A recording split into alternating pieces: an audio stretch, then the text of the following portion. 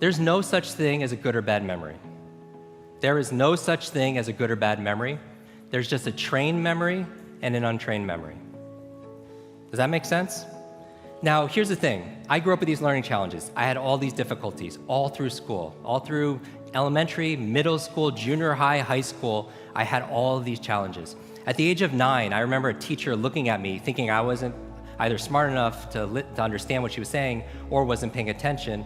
She was talking to another adult, and she said, "That's the boy with the broken brain." And I was like, at 9 years old, right? And so those kind of identity issues, those beliefs, does that make a difference?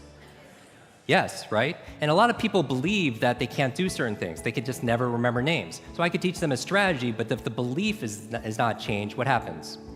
It's not, because it becomes self-fulfilling. I remember running a marathon, and preparing for it, I read a chapter of one of the books, and it was on the psychology of running a marathon, right? The mental part. And it said this verbatim, word for word, because I'm a memory expert. It said, "Your brain is like a supercomputer, and your self-talk is a program it will run. So if you tell yourself you're not good at remembering names, you will not remember the name of the next person you meet because you programmed your supercomputer not to." A lot of people say, "Oh, I have a bad memory," right? They always think, "I have memory," or "I have focus," or "I don't have focus," or "I have creativity," "I don't have creativity." I want you to scrap that. Creativity is not something you have, it's something you do.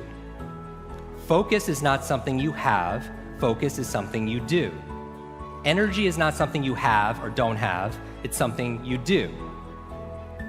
Memory is not something you have, it's something you do. And what's the benefit of turning it into a do, as opposed to something you have? What's the benefit? You have control over it, because you could put it into a process. It becomes a strategy, because there's a strategy for reading faster.